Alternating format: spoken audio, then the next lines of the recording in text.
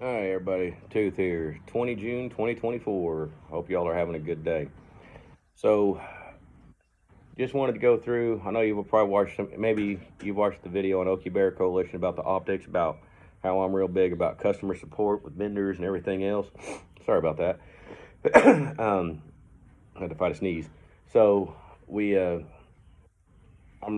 really, really big into that. Tell you a little story here. I'll try and keep it as short as possible. 2006, I get back from Iraq. After being home for 3 days, I get hit with a divorce, ending out my contracting career for the military. And I wanted to buy a handgun. We had an incident with one of our deals, with one of our security details, with a Model 92 115 grain ball, 9 millimeter, um, 15 rounds. All of them were dumped in this dude until the last shot popped him in the head.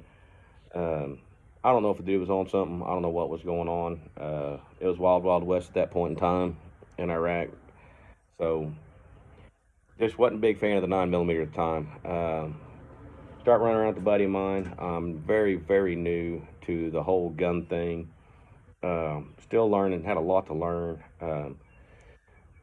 He showed me a couple of guns and stuff like that that I might be interested in out of his collection. It's like, hey, you're wanting to do this? Let's look at this. And he says, man, I got the perfect store for us to go to. So we went to Dong's in Tulsa, Oklahoma, and walked in there, and there was this fairly large dude. He had to be in almost 400 pounds, a little over 6 foot tall, 1911 sitting on his hip, arms folded like he was just the cat's meow and the baddest motherfucker that ever walked the face of the earth. And that was persona, that was the attitude. All of it was just like that. So, and he was the only guy at the counter there. So I was like, hey, man, uh, I'm looking for a high capacity 45 ACP. And he's, well, first thing he says, well, nobody says 45 ACP, it's 45. Okay, dude, whatever. I'm new, I'm learning. Get the fuck over it. And just because where I grew up, we have a couple of different calibers in 40, well, a couple of different bullets in 45 caliber. I think there was like five of them, if I remember right. So, and so we're sitting there and trying to talk with this guy. And basically, I tell him I'm looking for a 40 high capacity 45, and he just bolts off. Goes, well, if you're gonna buy a 45, you need to buy a 1911. I'm like, hey man, I'm new to the handgun place. I'm not that good of a shot with it. I got to learn. Uh, want something I can really figure out and play with, and more rounds the better because it gives me better chance to one less reloading in practice, all that good stuff. More rounds is always better in my book. Don't know why, I just always thought that. So he goes, well, let's go look at these. Completely ignored everything I said and went straight to the 1911s, pulls one out, puts it on the counter. That's like 12 to $1,500. And I'm like, damn, that's a lot of money for a gun. And then he just picks it up, puts it right back in the case, and says, well, maybe you don't need to be shopping here if you don't have the money. Needless to say, the job I had at that point in time as a civilian was a pretty good job. Pulled a commission check every month. My lowest commission check I pulled was $800, and that's when we first started this whole operation of building this company up. And my commission checks had progressed to anywhere from $4,000 to $6,000. Well, this was a good month, and I'm like, my time to be an asshole. And don't get me wrong, I was in a work uniform. I was greasy, nasty, dirty. So I sat there. I was like, let me show you something, buddy. Reached in my pocket, and I laid my commission check out, all laid out in hundreds and twenties, $4,000. And boy, did his attitude change real fast and all that other crap. And I'm like, fuck you, dude.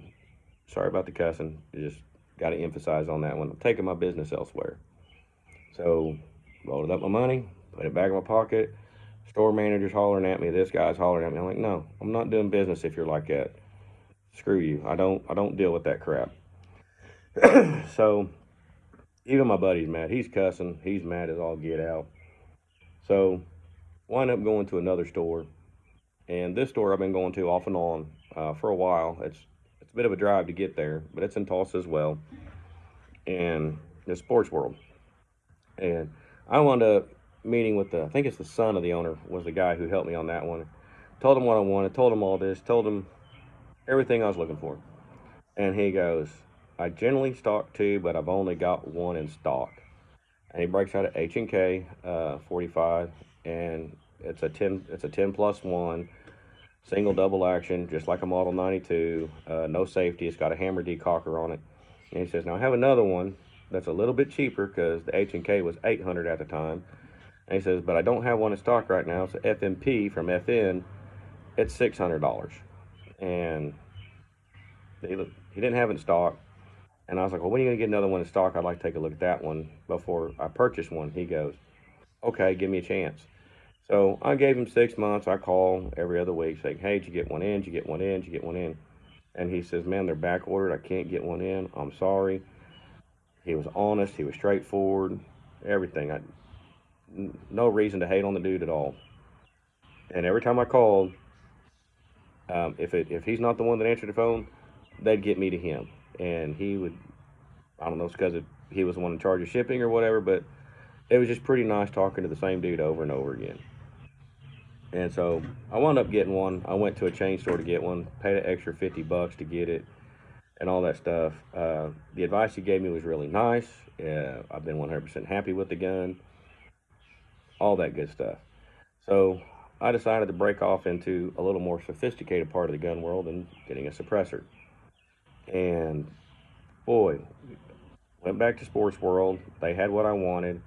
The guy there was very, very knowledgeable on it. And if he didn't know the answer to the question I asked, he would go get me the answer to the question. He wouldn't sit there and go, well, it doesn't matter, or this, or that. He just like, hang on, don't know the answer, leave, come back, and you have the answer.